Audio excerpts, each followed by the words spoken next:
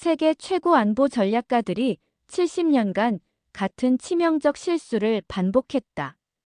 옥스포드 국제관계학부 제라드 핸더슨 교수는 충격적인 연구 결과를 발표했습니다. 그의 10년 연구에 따르면 그 국가는 국토 면적 세계 109위, 인구 세계 28위에 불과하지만 현재 세계 반도체 시장의 73%, 선박 건조 기술의 83%, 초대형 컨테이너선 발주의 93%를 장악하고 있습니다.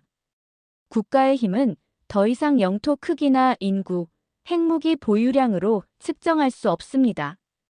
핸더슨 교수는 말합니다.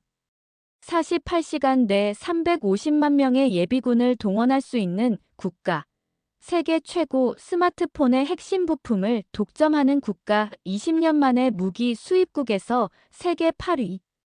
방산 수출국으로 도약한 국가의 힘은 보이지 않는 힘이며 이를 간과한 전략적 오판은 21세기 국제 질서의 가장 위험한 맹점이 될 수 있습니다.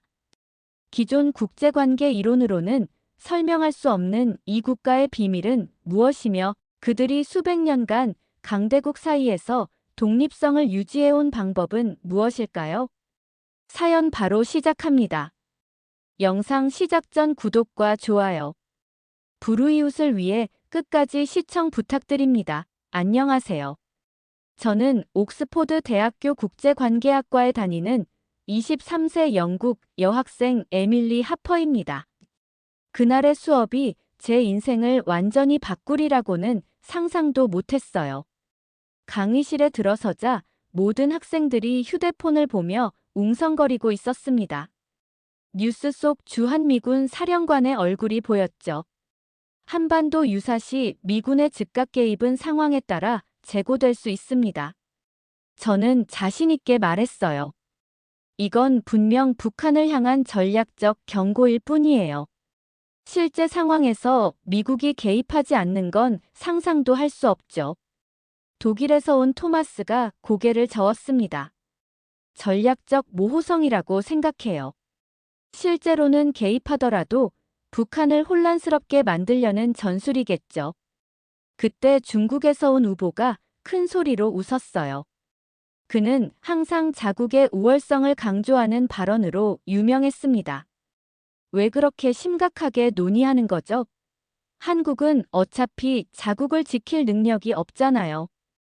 역사를 보세요. 작은 나라의 숙명인데 뭐가 그리 놀랍나요? 강의실이 갑자기 얼어붙었어요. 모든 시선이 한 방향으로 향했습니다. 처음 보는 동양인 학생이었어요. 그는 차분한 표정으로 앉아 있었지만 그의 눈빛에서 무언가 강인함이 느껴졌습니다. 우보의 발언에 그가 천천히 일어났어요. 우보하구의 의견 감사합니다. 흥미로운 관점이네요. 그의 목소리는 놀라울 정도로 부드러웠지만 강의실 전체에 울려 퍼졌습니다. 다만 한 가지 알려드리자면 저는 한국 해병대 출신입니다. 해병대 특수수색대에서 2년 복무했어요. 우리는 언제나 스스로를 지킬 준비가 되어 있죠. 다만 그것을 떠들고 다니지 않을 뿐입니다. 그 순간 저는 그에게 시선을 고정했어요. 그의 이름은 유신. 이번 학기에 교환학생으로 온 한국인 학생이었습니다. 겉으로는 조용해 보였지만 그 순간 그의 말 한마디가 강의실 전체의 분위기를 바꾸었어요. 우보가 비웃음을 지었습니다. 해병대. 그게 무슨 의미가 있나요? 한 사람의 군인이 나라를 지킬 수 있을까요? 그때 강의실 문이 열리며 제라드 교수가 들어왔어요. 굵은 안경테와 깔끔한 수트 차림의 그는 국제안보 분야의 권위자였습니다. 토론이 활발한 것 같군요. 무슨 일이 있었나요? 누구도 말을 꺼내지 않았어요. 교수는 천천히 강단으로 올라가 유신을 바라보았습니다. 유신 씨, 뭔가 할 말이 있어 보이는데요. 유신은 고개를 들어 교수를 바라보았어요. 사소한 논쟁이었습니다, 교수님. 한국의 국방력에 관한 의견 차이였어요. 교수는 고개를 끄덕였습니다. 그리고 칠판 앞에 서서 모두를 둘러보았어요. 침묵이 길게 이어졌죠. 그의 표정이 변했습니다. 오늘 수업 주제를 바꾸겠습니다. 사실 이번 학기 후반부에 다룰 예정이었던 주제인데 지금이 적절한 시기인 것 같군요. 교수의 목소리가 강의실에 울려 퍼졌어요. 여러분에게 질문 하나 하겠습니다. 무엇이 국가의 진정한 힘이라고 생각하십니까? 저는 유신을 다시 바라보았습니다. 그의 눈빛이 달라져 있었어요.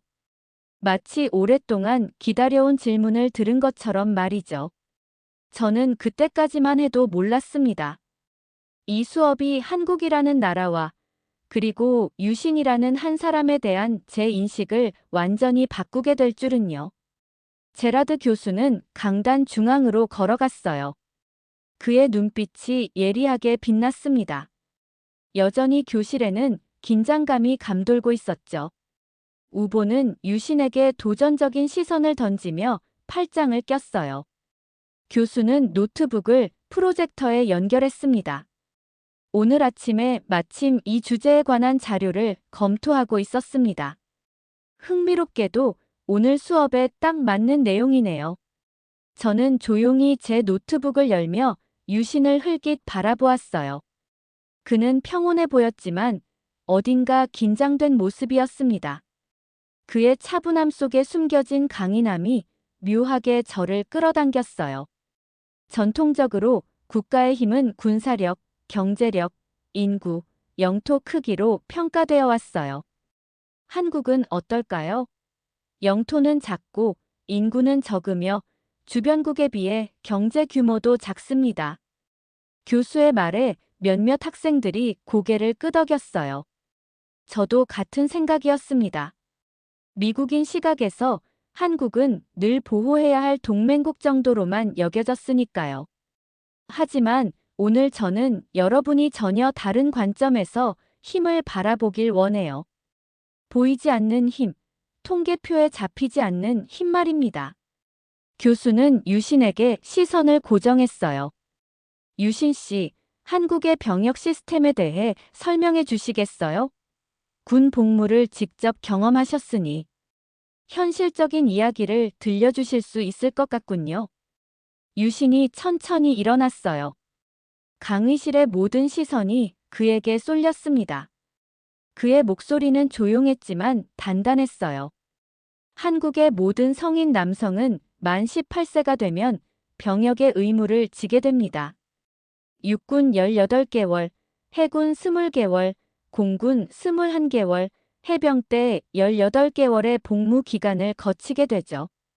그리고 전역 후에도 예비군으로 8년간 매년 훈련을 받아요. 우보가 갑자기 웃음을 터뜨렸어요. 그게 뭐가 대단하다는 겁니까? 징병제는 후진국의 상징 아닌가요? 선진국들은 모두 직업군인 제도로 전환했잖아요. 저는 우보의 무례함에 눈살을 찌푸렸습니다. 그런데 유신은 전혀 동요하지 않았어요. 예비군 훈련장에 가보신 적 있으신가요? 저는 매년 가요. 변호사도, 의사도, CEO도 모두 같은 전투복을 입고 같은 훈련을 받습니다. 총을 들고 전술을 익히고 최신 무기 체계를 다루는 법을 배워요. 유신의 목소리는 점점 확신에 차올랐어요. 그가 이야기하는 동안 저는 그의 표정을 유심히 관찰했습니다. 그의 눈빛에는 자부심과 진정성이 가득했어요. 해병대에서 저희는 매일 새벽 5시에 일어나 극한의 훈련을 받았습니다. 영하의 바다에 뛰어들어 수영하고 무거운 장비를 메고 산을 오르내렸죠. 이런 훈련이 단순한 신체적 고통 이상의 가치를 가진다는 걸 깨달았어요. 우리는 단순히 싸우는 법이 아니라 절대 포기하지 않는 정신을 배웠습니다. 그의 말에 저는 깊은 감명을 받았어요. 영국에서 태어나 편안한 환경에서 자란 저로서는 상상하기 어려운 경험이었습니다. 제라드 교수가 프로젝터 화면을 띄웠어요. 숫자가 하나 떠올랐습니다. 350만. 저를 포함한 많은 학생들이 의아한 표정을 지었어요. 이 숫자가 무엇인지 아십니까? 한국의 현재 예비군 숫자입니다. 군 경험이 있는 350만 명의 시민이 48시간 내에 동원 가능한 상태로 있다는 뜻이죠. 프랑스에서 온 학생이 손을 들었어요. 하지만 그들은 훈련받은 지 오래되었고 실전 감각이 떨어지지 않을까요? 교수는 화면을 넘겼어요. 예비군들이 실전과 같은 훈련을 받는 모습이 나왔습니다. 좋은 질문입니다. 그런데 한국의 예비군 시스템은 다릅니다. 5년마다 동원 훈련을 통해 실전 감각을 유지하고 최신 무기 체계 교육도 받고 있어요. 비상 소집 훈련의 응소율은 98%를 넘습니다. 우보의 얼굴이 굳어졌어요. 더 이상 비웃음이 보이지 않았죠. 여기서 중요한 것은 단순한 숫자가 아닙니다. 이 시스템이 70년 이상 지속되면서 생긴 한 가지 현상, 바로 전투적 시민의식이에요. 한국인들은 평범한 시민이자 언제든 전사가 될 준비가 된 예비군입니다. 이것이 한 명의 예비군이 100개의 칼을 갖는 이유죠. 교수의 말이 끝나자 강의실은 깊은 침묵에 빠졌어요. 저는 유신을 바라보았습니다. 그는 조용히 앉아 있었지만 그의 눈빛에서 자부심이 느껴졌어요. 그 순간 저는 처음으로 한국이라는 나라에 대해 다시 생각하기 시작했습니다. 그리고 동시에 유신이라는 사람에 대해서도요. 강의가 계속되면서 저는 점점 더 유신에게 시선이 가는 것을 느꼈어요. 그의 차분함과 자신감이 묘하게 매력적으로 다가왔습니다. 교수의 슬라이드가 바뀌었어요. 반도체 웨이퍼 이미지와 함께 수치들이 나타났습니다. 두 번째 보이지 않는 힘, 바로 기술력입니다. 여러분, 지금 사용하는 휴대폰을 꺼내보세요. 우리 모두가 각자의 휴대폰을 꺼냈어요. 저는 최신형 아이폰을 들고 있었습니다. 그 휴대폰 안에는 메모리 반도체가 들어있습니다. 그리고 그 메모리의 70% 이상이 한국에서 만들어졌죠. 세계 디램 시장의 73%, 낸드 플래시의 45%가 한국 기업들의 몫이에요.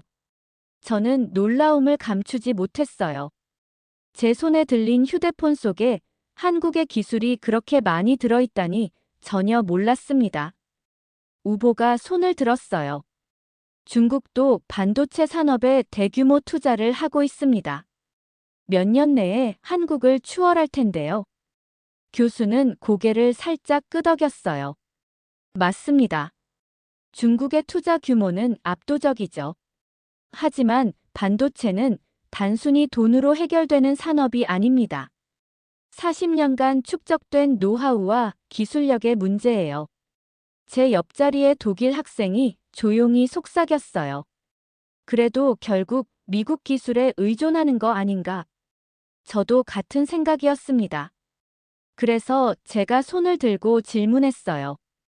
한국의 기술력이 뛰어나다는 것은 인정하지만 결국 미국의 설계 기술과 시스템에 의존하고 있지 않나요? 이 질문에 교수는 미소를 지었습니다. 그리고 유신을 바라보았어요. 유신이 일어서서 제 질문에 답했습니다. 좋은 질문입니다, 에밀리. 과거에는 그랬습니다. 하지만 지금은 달라요. 한국의 삼성과 SK 하이닉스는 자체 설계 능력을 갖추고 있으며 일부 분야에서는 미국 기업들을 앞서고 있습니다. 그가 제 이름을 알고 있다는 사실에 저는 살짝 놀랐어요. 그리고 그의 자신감 있는 대답에 더욱 관심이 생겼습니다. 교수는 슬라이드를 넘겼어요. LNG 운반선의 거대한 모습이 등장했습니다. 세계 LNG선 건조의 83%가 한국에서 이루어집니다. 극저온에서도 금속 이음새가 깨지지 않도록 하는 용접 기술은 한국이 독점하고 있죠. 이 기술이 없다면 유럽의 겨울은 훨씬 더 추울 겁니다. 토마스가 손을 들고 웃으며 말했어요. 베를린 지하철에서는 간단한 문자 메시지도 보내기 어려울 때가 있습니다. 그런데 한국에서는 지하철에서도 완벽한 인터넷 연결이 가능하다고 들었어요. 정말인가요? 유신이 고개를 끄덕였어요. 네. 서울 지하철의 모든 역과 터널에는 5G 와이파이가 완벽하게 구축되어 있습니다. 심지어 터널 안에서도 영상 통화가 가능해요. 그의 말에 저는 영국의 런던 지하철을 떠올렸어요. 인터넷은커녕 기본적인 휴대폰 신호도 잡히지 않는 곳이 많았습니다. 전고체 배터리와 AI 서버용 고성능 칩 개발에도 한국은 선두를 달리고 있습니다. 단순히 만드는 것이 아니라 창조하는 기술력 말이에요. 강의가 진행될수록 저는 유신에 대한 호기심이 더 커졌어요. 그의 지식과 자부심, 그리고 차분한 태도가 매력적으로 느껴졌습니다. 한국이라는 나라에 대한 제 인식도 점점 바뀌어가고 있었어요. 교수는 마지막 슬라이드를 보여주었습니다. 반도체, 배터리, 선박, 무기 시스템이 하나로 연결된 그림이었어요. 여러분, 이것은 단순한 기술이 아닙니다. 이것은 신뢰입니다. 세계가 한국의 기술을 신뢰해 의존하고 있다는 사실, 이것이 바로 보이지 않는 힘입니다. 수업이 끝난 후 저는 유신에게 다가가고 싶었어요. 그에게 더 많은 것을 물어보고 싶었습니다. 하지만 용기가 나지 않았어요. 대신 그가 강의실을 나가는 모습을 조용히 지켜보았습니다. 다음 수업에서는 꼭 말을 걸어봐야겠다고 다짐했어요. 다음 강의 시간, 저는 일부러 일찍 도착해 유신 근처에 자리를 잡았어요. 그가 강의실에 들어오자 우리 눈이 마주쳤고 저는 살짝 미소를 지었습니다. 그도 부드럽게 미소를 돌려주었어요. 안녕하세요, 유신. 전 에밀리예요. 지난 강의 때 당신의 의견이 정말 인상적이었어요. 고마워요, 에밀리. 당신의 질문도 매우 날카로웠습니다. 우리의 대화는 제라드 교수가 강의실에 들어오며 중단되었어요. 교수는 오늘도 새로운 주제로 강의를 시작했습니다. 앞서 언급한 기술력이 실제로 어떻게 세계 무대에서 영향력으로 작용하는지 살펴보겠습니다. 슬라이드는 거대한 조선소의 항공 사진으로 바뀌었어요. 끝없이 펼쳐진 부지에 초대형 선박들이 건조 중인 모습이 장관이었습니다. 현대중공업, 삼성중공업, 대우조선해양. 세계 3대 조선사가 모두 한국 기업입니다. 이들의 조선 기술력은 세계 시장의 거의 절반을 장악하고 있어요. 교수가 슬라이드를 넘기자 LNG선의 웅장한 모습이 화면에 가득 찼어요. 저는 유신을 흘낏 쳐다보았습니다. 그의 표정은 차분했지만 눈에는 자부심이 어려 있었어요. 이 LNG선 한 척의 가격이 2억 달러가 넘습니다. 한국은 이 선박 건조 기술을 사실상 독점하고 있죠. 토마스가 손을 들었어요. 교수님, 유럽도 선박을 건조하지 않나요? 우리나라도 조선 기술이 있는데요. 교수는 고개를 끄덕였어요. 물론입니다. 하지만 대형 상선, 특히 기술 집약적인 선박은 다릅니다. 초대형 컨테이너선의 경우 지난해 전 세계 발주량의 93%가 한국 조선소에서 수주되었어요. 93%라니. 그건 거의 독점이네요. 저는 놀라움을 감추지 못하고 중얼거렸어요. 유신이 조용히 말했습니다. 우리나라는 땅이 작아서 바다로 나갈 수밖에 없었어요. 그게 오히려 축복이 되었죠. 그의 말에 저는 영국의 역사를 떠올렸어요. 우리도 작은 섬나라에서 시작해 바다를 통해 세계적인 제국이 되었습니다. 유신의 나라와 제 나라 사이에 예상치 못한 공통점을 발견한 것 같았어요. 러시아에서 온 학생이 손을 들었어요. 하지만 그게 군사력과 무슨 관련이 있나요? 상업 선박이 아무리 많아도 군사적 힘은 아니잖아요. 교수는 유신을 바라보았어요. 유신이 일어나 대답했습니다. 민간 조선 기술은 군사 기술로 직접 전환됩니다. 한국형 이지스 구축함 세종대왕함은 세계 최고 수준의 전투 시스템을 탑재하고 있어요. 3,000톤급 잠수함 도산 안창호함은 한국이 독자 개발한 기술의 집약체죠. 저는 유신의 말을 들으며 그의 지식에 다시 한번 감탄했어요. 그는 단순한 대학생이 아니었습니다. 자국에 대한 깊은 이해와 자부심을 가진 사람이었어요. 교수가 마지막 슬라이드로 넘어갔어요. 세계 지도 위에 한국 국기가 곳곳에 꽂혀 있는 이미지였습니다. 결론적으로 말씀드리자면 한국은 바다 위에 깃발을 꽂았습니다. 물리적으로는 작은 나라일지 모르지만 바다라는 광활한 영역에서 한국의 존재감은 초강대국 수준입니다. 이것이 또 하나의 보이지 않는 힘입니다. 강의가 끝난 후 저는 용기를 내어 유신에게 말을 걸었어요. 커피 한 잔 할래요? 한국에 대해 더 알고 싶어요. 유신은 잠시 놀란 듯 했지만 곧 미소를 지었어요. 물론이죠. 기꺼이. 카페에서 우리는 한국의 역사와 문화에 대해 이야기했습니다. 그가 들려주는 한국의 이야기는 제가 교과서에서 배운 것과는 완전히 달랐어요. 그의 눈빛에서 자국에 대한 깊은 애정이 느껴졌고 그 진정성에 저는 점점 더 매료되었습니다. 다음 날 강의실에 들어서자 유신이 이미 와 있었어요. 그는 저를 보고 손을 들어 인사했습니다. 저는 그의 옆자리에 앉았어요. 어제의 대화가 우리 사이에 어떤 연결고리를 만들어준 것 같았습니다. 오늘은 어떤 주제일까요? 제가 물었어요. 아마도 방위산업일 것 같아요. 교수님이 어제 힌트를 주셨죠. 제라드 교수가 강의실에 들어와 화면을 전환했어요. K2 전차의 위용이 강의실 벽면을 가득 채웠습니다. 제 전공 분야인 안보 정책의 관점에서 지금부터 이야기할 주제는 특별한 의미가 있습니다. 한국의 방위산업 발전은 세계 안보 지형에 중요한 변화를 가져오고 있어요. 교수는 과거 한국이 외국에서 구매한 무기 체계들을 보여주었어요. F-16 전투기, M1 탱크, 패트리엇 미사일 등 모두 외국산이었습니다.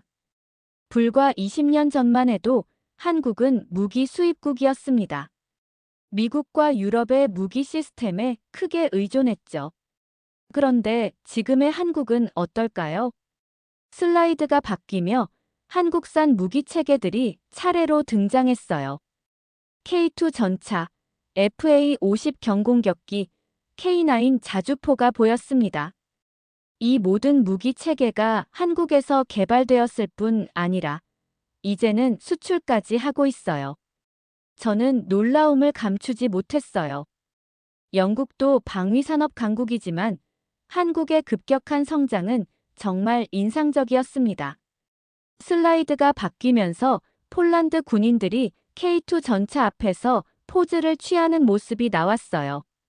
폴란드는 2022년 한국과 180억 달러 규모의 방산 계약을 체결했습니다. K2 전차 1000대, K9 자주포 600문, FA-50 전투기 48대를 구매하기로 했죠. 역사상 최대 규모의 방산 수출 계약이었어요. 유신이 조용히 제게 속삭였어요. 전쟁이 발발하면 무기와 장비가 필요합니다. 하지만 장기전이 되면 더 중요한 것은 산업 생산력과 기술력이에요. 누가 더 빨리, 더 높은 품질의 무기를 만들어내느냐의 싸움이 되죠. 그의 말에 저는 고개를 끄덕였어요. 제2차 세계대전 당시 영국과 미국의 산업 생산력이 승리의 중요한 요소였다는 사실을 떠올렸습니다. 일본에서 온 유키가 손을 들었어요. 한국의 이런 무기 체계들은 정말 독자 개발된 건가요? 핵심 기술은 여전히 미국과 같은 동맹국에 의존하는 것 아닌가요? 유신이 답하기 전에 교수가 먼저 대답했어요. 좋은 질문입니다. 과거에는 그랬지만 현재 한국의 방산 기술 자립도는 80%에 이릅니다. 특히 K2 전차의 경우 파워팩을 제외한 모든 시스템이 국산화되었어요. 유신이 조용히 자리에서 일어났어요. 그의 표정은 진지했습니다. 제가 해병대에 있을 때 우리는 한국산 무기와 장비를 사용했습니다. 처음에는 저도 의구심이 있었어요. 하지만 실제 사용해보니 놀라울 정도로 정밀하고 내구성이 뛰어났습니다. 비가 오나 눈이 오나 영하의 날씨에서도 고장 없이 작동했죠. 그의 말을 들으며 저는 그가 실제 전투 상황에서도 그렇게 차분할지 궁금해졌어요. 아마도 그랬을 겁니다. 그의 침착함은 단순한 성격이 아닌 훈련과 경험에서 비롯된 것 같았습니다. 교수는 마지막 슬라이드를 띄웠어요. 한국의 방위산업 생태계를 보여주는 도표였습니다. 여러분, 한국은 이제 전쟁을 수입하지 않습니다. 한국은 전쟁을 만들어냅니다. 이 표현에 강의실이 술렁였어요. 교수가 서둘러 설명했습니다. 오해하지 마십시오. 제 말은 한국이 분쟁을 원한다는 뜻이 아닙니다. 오히려 그 반대예요. 자신을 지킬 능력이 있는 나라는 전쟁을 피할 수 있습니다. 강의가 끝난 후 유신과 저는 다시 카페로 향했어요. 이번에는 그가 해병대에서의 경험을 더 자세히 들려주었습니다. 엄격한 훈련, 극한의 상황, 그리고 그것이 그를 어떻게 성장시켰는지 말이죠. 우리는 약해 보이고 싶지 않은 게 아니에요. 그저 강해지는 것 외에는 선택지가 없었을 뿐이죠. 그의 말에 저는 깊은 인상을 받았어요. 영국처럼 오랜 역사와 전통을 가진 나라에서 온 제게 이렇게 단시간에 강인한 국가 정체성을 구축한 한국의 이야기는 신선한 충격이었습니다. 내일도 강에 들으러 올 거죠? 헤어지기 전 그가 물었어요. 물론이죠. 절대 놓치고 싶지 않아요. 우리는 서로 미소를 교환했고, 저는 처음으로 유신에 대한 감정이 단순한 호기심을 넘어섰음을 느꼈습니다. 다음 날 아침, 저는 평소보다 일찍 일어나 준비했어요. 오늘의 강의가 기대되었기 때문이기도 했지만, 솔직히 유신을 다시 만나고 싶다는 생각이 더 컸습니다. 강의실에 도착하자 그가 이미 와서 책을 읽고 있었어요. 좋은 아침이에요, 유신. 제가 인사했어요. 안녕하세요, 에밀리. 오늘도 아침부터 열정적이네요. 그가 미소 지으며 대답했습니다. 제라드 교수의 표정이 오늘은 한결 부드러워 보였어요. 화면에는 이제 무기나 산업시설이 아닌 사람들의 얼굴이 나타났습니다. 다양한 국적의 사람들이 한국 드라마를 보며 감정을 표현하는 모습이었어요. 지금까지 우리는 물리적인 힘, 기술력에 대해 이야기했습니다. 이제 보이지 않는 힘의 또 다른 측면, 소프트 파워에 대해 알아보겠어요. 교수의 목소리가 더 부드럽고 친근하게 변했어요. 제가 10년 전만 해도 런던 거리에서 한국어를 들을 기회는 거의 없었습니다. 하지만 지금은 어떤가요? 지하철에서도, 카페에서도 한국어가 들리고 한국 음식을 먹는 젊은이들을 쉽게 볼 수 있어요. 무슨 일이 일어난 걸까요? 저는 고개를 끄덕였어요. 런던에서도 한국 문화의 영향력을 쉽게 느낄 수 있었습니다. 제 친구들 중에도 한국 드라마와 K-팝에 푹 빠진 사람들이 많았어요. 화면에는 브라질 리우데자네이루의 어느 거실이 보였습니다. 한 가족이 소파에 둘러앉아 한국 드라마를 보며 눈물을 흘리고 있었어요. 이 영상은 지난해 브라질에서 촬영된 것입니다. 이 가족은 한국어를 한마디도 모릅니다. 하지만 그들은 한국 드라마를 보며 울고 웃어요. 자막을 통해 내용을 이해하지만 감정은 번역이 필요 없습니다. 저는 유신을 바라보았어요. 그는 화면을 진지하게 보고 있었습니다. 자국 문화의 세계적 영향력에 대한 자부심이 그의 표정에서 느껴졌어요. 다음 영상은 인도네시아 자카르타의 영화관이었습니다. 한국 영화 상영이 끝나자 관객들이 기립박수를 치고 있었어요. 여러분, 이것은 매우 중요한 힘입니다. 탱크와 전투기가 국경을 넘기 위해서는 전쟁이 필요합니다. 하지만 한국의 문화는 평화롭게 국경을 넘어요. 저항 없이 오히려 환영받으며 말이죠. 교수의 말에 저는 고개를 끄덕였어요. 영국도 셰익스피어와 비틀즈를 통해 문화적 영향력을 행사해왔지만 한국의 문화적 확산은 그 속도와 범위 면에서 정말 놀라웠습니다. 이것은 감정의 해방입니다. 무기가 아닙니다.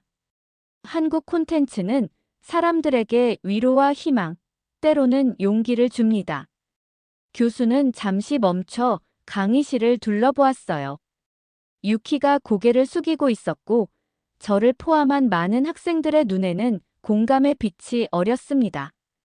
여러분 중에 한국 드라마나 영화를 본 적이 있는 분 계신가요? 저를 포함한 거의 모든 학생이 손을 들었어요. 심지어 우보조차 망설이다 천천히 손을 들었습니다. 저도 한국 드라마를 자주 봐요.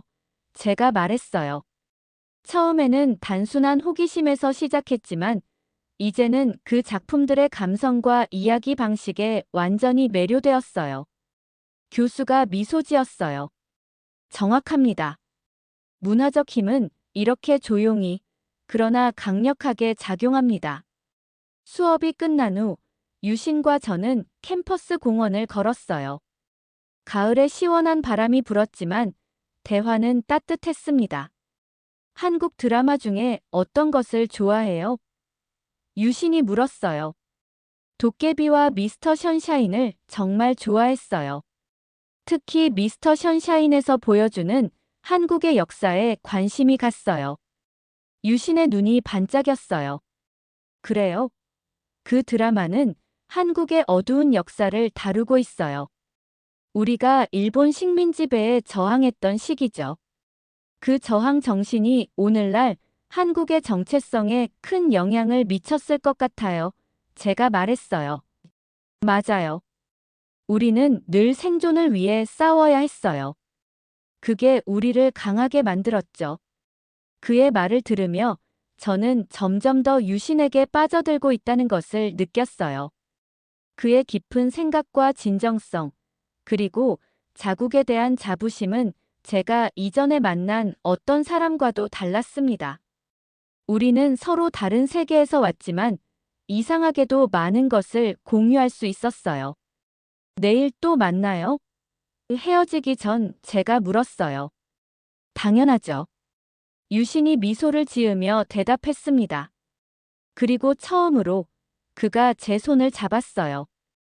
짧은 순간이었지만 그 온기는 오래도록 제 마음에 남았습니다. 다음 날 아침, 저는 유신에게 문자를 보냈어요. 오늘 강의 전에 커피 한 잔 어때요? 그의 대답은 즉각적이었습니다. 좋아요. 학생 카페에서 만나요. 카페에서 우리는 이전보다 더 편안하게 대화를 나눴어요. 유신은 한국의 전통 음식에 대해 이야기해 주었고, 저는 영국의 역사적 장소들을 소개했습니다. 우리 사이의 거리는 점점 좁아지고 있었어요. 강의실에 들어가자 교수는 이미 자료를 준비하고 있었습니다. 화면에는 중국 국기와 한국 국기가 나란히 떠올랐어요. 그 사이에는 사드 미사일 방어 시스템의 이미지가 있었습니다. 문화적 영향력이 중요하지만 국가의 독립성을 유지하는 데는 더 강인한 의지가 필요합니다. 이제 우리는 한국의 또 다른 보이지 않는 힘, 바로 외교적 자립성과 기술 주권에 대해 이야기해 보겠습니다. 교수는 2016년 한국의 사드 배치 결정과 이에 따른 중국의 경제 보복 조치를 보여주는 뉴스 기사들을 화면에 띄웠어요.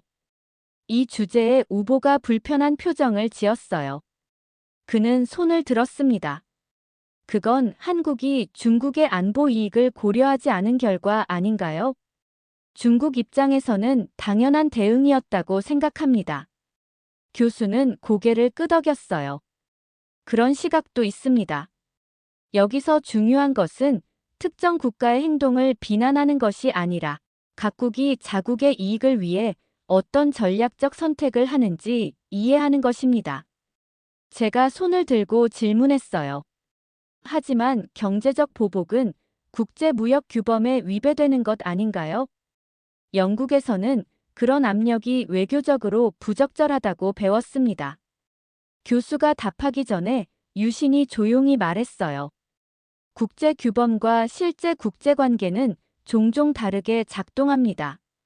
강대국들은 자국의 이익을 위해 규범을 무시하기도 하죠. 교수는 다음 슬라이드로 넘어갔어요. 한국의 대응이 시간 순으로 정리되어 있었습니다. 중국의 경제 보복에도 불구하고 한국은 사드 배치를 철회하지 않았습니다. 대신 새로운 시장 개척, 산업 구조 다변화를 통해 중국 의존도를 낮추는 전략을 취했죠. 독일 학생이 손을 들었어요. 하지만 그것은 어쩔 수 없는 선택 아닌가요? 약소국이 강대국에 맞서는 것은 현실적으로 어렵지 않나요? 유신이 답했어요. 한국은 역사적으로 항상 강대국 사이에서 생존해왔습니다. 우리는 그 과정에서 독립성을 유지하는 방법을 배웠죠. 때로는 굽히고 때로는 버티면서요. 다음 슬라이드에는 일본 국기와 한국 국기 사이에 반도체 소재 이미지가 보였어요. 2019년 일본은 한국에 대한 수출 규제를 단행했습니다. 반도체 제조에 필수적인 세 가지 핵심 소재의 수출을 제한한 것이죠. 유키는 처음보다 훨씬 진지한 표정으로 강의를 듣고 있었어요. 그러나 한국은 불과 2년 만에 이 세 가지 소재의 자립도를 90% 이상으로 끌어올렸습니다. 저는 유신을 바라보았어요. 정말 놀라운 적응력이네요. 그가 미소 지었어요. 우리는 항상 위기를 기회로 바꾸려고 노력해왔어요. 그게 우리의 DNA가 됐죠. 그의 말에 저는 깊은 감명을 받았어요. 영국은 오랜 역사 속에서 많은 것을 이루었지만 한국의 현대적 회복력과 적응력은 정말 특별했습니다. 마지막 슬라이드를 보여주며 교수가 말했어요. 한국은 동맹국이라 할지라도 핵심 기술은 내어주지 않습니다. 이것이 한국의 6번째 보이지 않는 힘입니다. 진정한 독립은 외교적 선언이 아니라 기술적 자립과 경제적 독립에서 비롯됩니다. 강의가 끝난 후 유신은 제게 제안했어요. 이번 주말에 한국 영화제가 열려요. 같이 가볼래요? 저는 기쁘게 수락했어요. 정말 좋을 것 같아요. 한국 영화를 좋아하게 됐거든요. 유신의 눈이 반짝였어요. 좋아요. 그리고 영화 후에는 진짜 한국 음식도 맛볼 수 있는 곳으로 안내할게요. 우리의 관계는 점점 더 깊어지고 있었어요. 단순한 학문적 관심에서 시작된 것이 이제는 감정적인 연결로 발전하고 있었습니다. 주말 데이트는 생각보다 훨씬 좋았어요. 유신과 함께 한국 영화를 보고 그가 추천한 한국 식당에서 식사를 했습니다.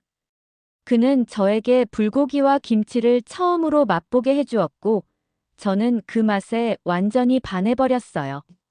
우리는 밤늦게까지 이야기를 나누었고 헤어질 때 그가 제 볼에 부드럽게 키스했습니다. 월요일 아침 강의실에 들어서자 우리의 관계가 달라졌다는 것을 모두가 알아차린 것 같았어요. 토마스와 다른 친구들이 의미심장한 표정으로 우리를 바라보았습니다. 유신과 저는 나란히 앉았어요. 제라드 교수가 들어왔고 화면에 서울 지하철 모습이 보였습니다. 이제 우리는 매우 일상적인 것들, 그러나 사실은 국가의 힘을 근본적으로 보여주는 요소들에 대해 이야기해 보겠습니다. 화면에는 서울 지하철 내부 모습이 나왔어요. 승객들이 스마트폰을 사용하는 모습이 보였습니다. 서울 지하철의 모든 역과 열차 내부에는 5G 와이파이가 완벽하게 구축되어 있습니다. 심지어 터널 안에서도 끊김없는 인터넷 연결이 가능하죠. 독일에서 온 토마스가 손을 들고 웃으며 말했어요. 베를린 지하철에서는 간단한 문자 메시지도 보내기 어려울 때가 있습니다. 파리나 런던도 마찬가지고요. 한국의 지하철은 정말 다른 세계 같습니다. 저는 고개를 끄덕였어요. 런던 지하철에서 인터넷이 안 되는 건 일상이죠. 한국의 인프라가 그렇게 발달했다니 놀라워요. 유신이 살짝 웃으며 제게 속삭였어요. 다음에 한국에 오면 꼭 체험해봐요. 다음에 한국에 오면이라는 그의 말에 제 심장이 뛰었어요. 그는 우리의 관계가 계속될 것이라고 생각하고 있었습니다. 다음 화면에는 수돗물 관리 시스템과 관련된 앱이 보였어요. 한국에서는 수돗물 품질을 실시간으로 확인할 수 있는 앱이 있습니다. 여러분의 집 근처 정수장에서 나오는 물의 품질을 실시간으로 확인할 수 있죠. 저는 이 부분에 특히 관심이 갔어요. 환경공학에 관심이 있었기 때문입니다. 이런 기술이 어떻게 개발되었나요? 제가 물었어요. 교수가 답했어요. 한국은 물 부족 국가였습니다. 그래서 수자원 관리에 특별한 관심을 기울였죠. 필요가 혁신을 낳은 것입니다. 화면이 전환되어 민방위 훈련 장면이 나타났어요.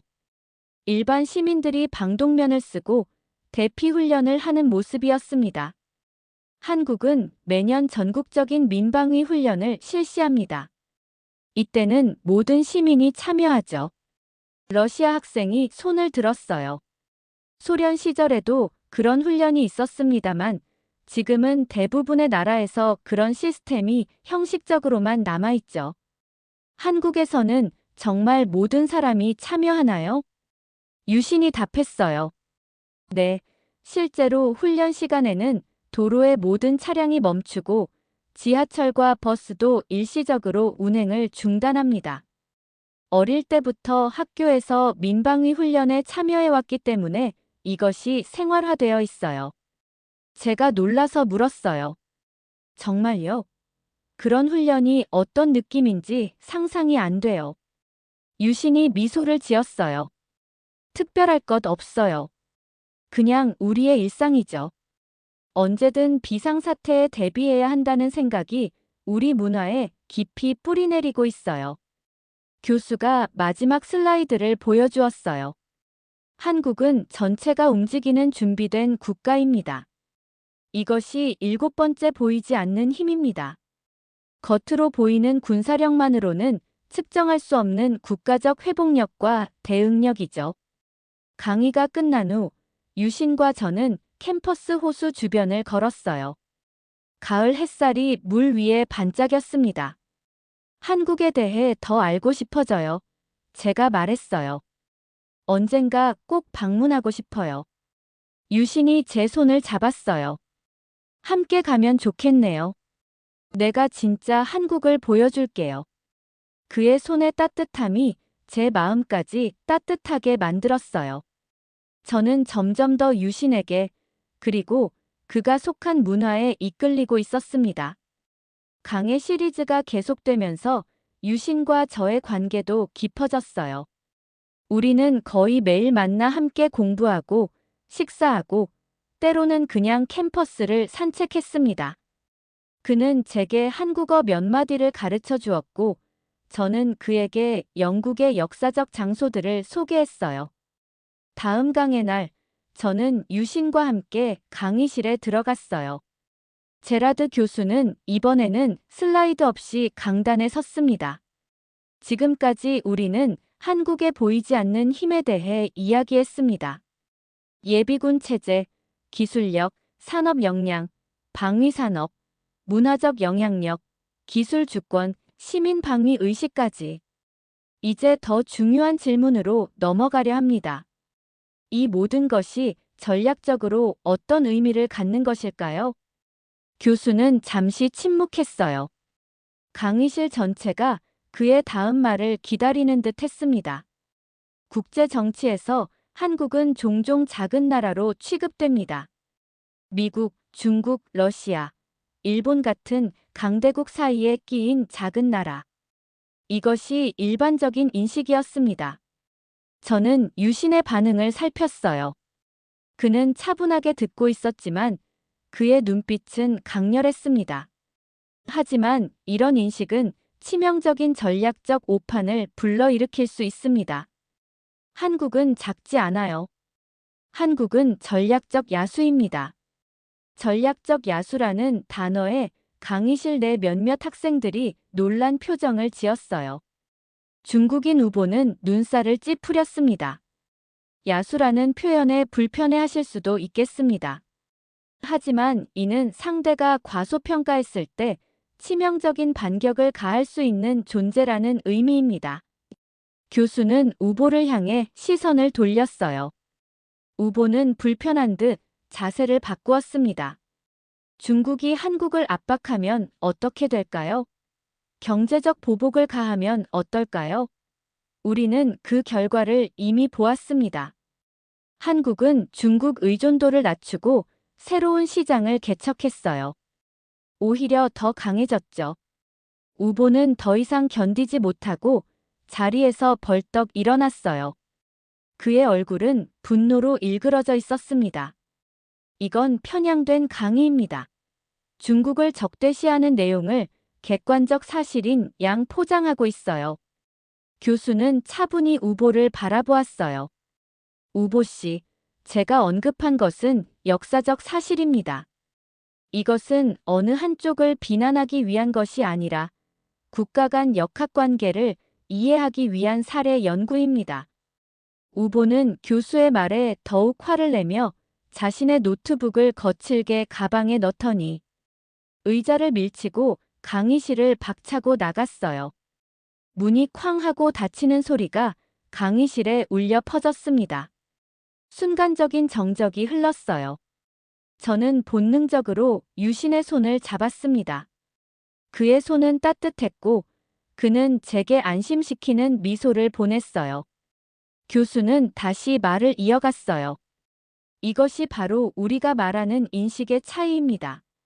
자신이 믿고 싶은 것만 보려는 경향이 있죠.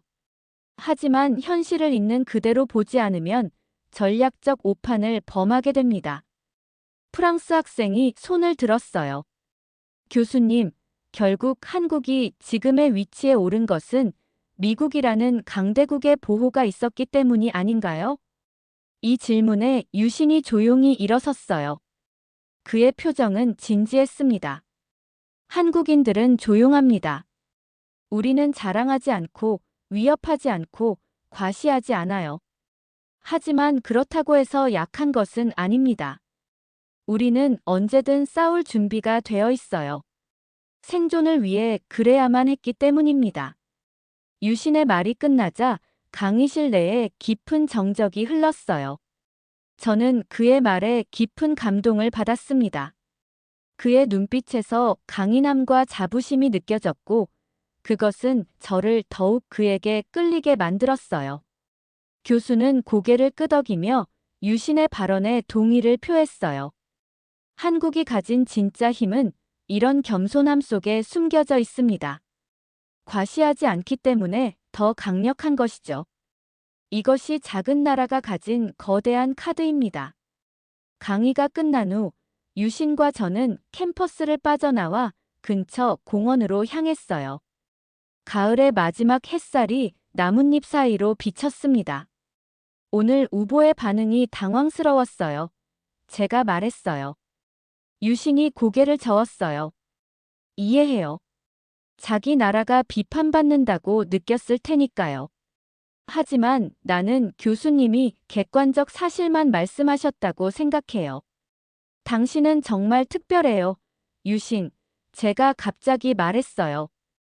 이 강의를 듣기 전까지는 한국이 어떤 나라인지, 한국 사람들이 어떤 생각을 하는지 전혀 몰랐어요. 당신을 통해 새로운 세계를 보게 되었어요. 유신이 제 손을 꼭 잡았어요. 나도 당신을 만나서 행복해요, 에밀리. 당신의 관점과 질문이 나에게도 많은 생각을 하게 해줬어요. 우리는 서로를 바라보며 미소 지었어요. 그리고 자연스럽게 우리의 입술이 만났습니다. 첫 키스였지만 마치 오랫동안 기다려온 순간 같았어요. 마지막 강의 날이 왔어요. 유신과 저는 이제 공식적인 연인 관계가 되었고 캠퍼스에서 손을 잡고 다니는 것이 자연스러워졌습니다. 제라드 교수의 강의 시리즈 덕분에 우리는 서로에게 특별한 연결고리를 찾았어요. 강의실에 들어서자 분위기가 달랐어요. 마지막 수업이라는 아쉬움과 함께 지난 9회의 강의를 통해 모두가 한국이라는 나라에 대한 새로운 인식을 갖게 되었다는 느낌이 있었습니다. 제라드 교수는 마지막 메시지를 전하기 위해 다시 한번 강단 중앙에 섰어요. 오늘 우리는 한국이라는 나라에 대해 다시 생각해보는 시간을 가졌습니다. 겉으로 보이는 것 너머에 있는 진짜 힘에 대해 말이죠. 교수는 천천히 강의실을 둘러보았어요. 모든 학생들의 시선이 그에게 고정되어 있었습니다. 작은 나라? 아닙니다. 한국은 세상을 뒤집는 심장입니다. 반도체 한 칩, 배터리 한 셀, 선박 한 척에 담긴 기술력이 전 세계 산업을 움직입니다. 예비군 한 명, 해병대 한 명에게 담긴 의지가 국가의 독립을 지킵니다. 교수의 말에 일본에서 온 유키가 천천히 자리에서 일어났어요. 한국에 대한 저의 인식이 잘못되었음을 인정합니다. 일본과 한국 사이에는 역사적 갈등이 있지만 그것이 상대국의 역량과 의지를 과소평가하는 이유가 되어서는 안 된다고 생각해요. 저도 일어섰어요. 저는 영국인으로서 때로 세계를 서구 중심적으로만 바라보았습니다. 하지만 이 강의와 유신 덕분에 완전히 새로운 시각을 갖게 되었어요. 한국이라는 나라가, 그리고 한국 사람들이 얼마나 놀라운지 깨달았습니다. 유신이 제 손을 꼭 잡아주었어요. 그의 눈빛에는 감사와 애정이 가득했습니다. 역사는 전략적 오판으로 가득합니다. 상대를 과소평가해 전쟁에 뛰어들었다가 패배한 사례, 경제적 압박을 가했다가 오히려 상대의 독립성을 강화시킨 사례, 문화적 영향력을 무시했다가 자국민의 마음을 빼앗긴 사례들이 넘쳐납니다. 교수는 다시 강의실 전체를 둘러보았어요. 여러분에게 마지막 질문을 드리겠습니다. 정말 한국이 작습니까? 그 질문에 강의실 전체가 침묵으로 답했어요. 이제 모두가 알고 있었습니다. 한국은 결코 작은 나라가 아니라는 사실을요. 유신이 일어섰어요. 한국은 물리적으로는 작을지 모릅니다. 하지만 우리의 영향력은 전 세계에 닿아 있어요. 교수도 자리에서 일어났어요. 이것이 바로 한국의 진정한 힘입니다. 겉으로는 침묵하지만 그 침묵 속에는 무한한 준비와 의지가 담겨 있어요. 한국이 멈추면 세계가 멈춥니다. 강의가 끝난 후 유신과 저는 캠퍼스의 작은 언덕 위에 앉았어요. 도시의 불빛이 아름답게 빛나고 있었습니다. 에밀리, 이번 학기가 끝나면 어떻게 할 계획이야? 유신이 물었어요. 글쎄요. 원래는 영국으로 돌아갈 생각이었어요. 하지만 지금은 제 목소리가 흐려졌어요. 유신이 제 얼굴을 부드럽게 돌려 그의 눈을 바라보게 했어요. 내 나라를 직접 보여주고 싶어. 한국에 같이 가지 않을래? 다음 방학에. 제 심장이 빠르게 뛰었어요. 정말요? 너무 좋을 것 같아요. 물론이야. 내가 모든 걸 준비할게. 서울의 지하철도 타고, 한강에서 자전거도 타고, 진짜 한국 음식도 맛보게 해줄게. 제 눈에 감동의 눈물이 맺혔어요. 유신, 당신이 아니었다면 나는 절대 이런 경험을 하지 못했을 거예요. 당신 덕분에 세상을 새롭게 보게 되었어요. 유신이 제 손을 잡고 가슴에 가져다 대었어요. 우리는 서로 다른 세계에서 왔지만 함께 새로운 세계를 만들 수 있어. 그게 진정한 문화의 힘이 아닐까? 그의 말에 저는 고개를 끄덕였어요. 우리는 서로 다른 나라, 다른 문화에서 태어났지만 서로의 차이를 존중하고 배우며 더 풍요로운 관계를 만들어가고 있었습니다. 한국이 멈추면 세계가 멈춘다. 교수의 말이 제 마음속에 울려 퍼졌어요. 그리고 이제는 제 세계의 중심에 유신이 있었습니다. 그와 함께라면 어떤 미래도 두렵지 않았어요. 유신과 저는 서로를 바라보며 미소 지었고 달빛 아래에서 키스했습니다. 이것은 끝이 아니라 새로운 시작이었어요. 두 문화, 두 세계가 만나 더 아름다운 하나를 만들어가는 여정의 시작이었습니다. 사연자분께 전하고 싶은 말씀이 있으시면 댓글로 남겨주시면 전달해 드리겠습니다. 그러면 더욱 감동적인 다음 사연으로 넘어가겠습니다.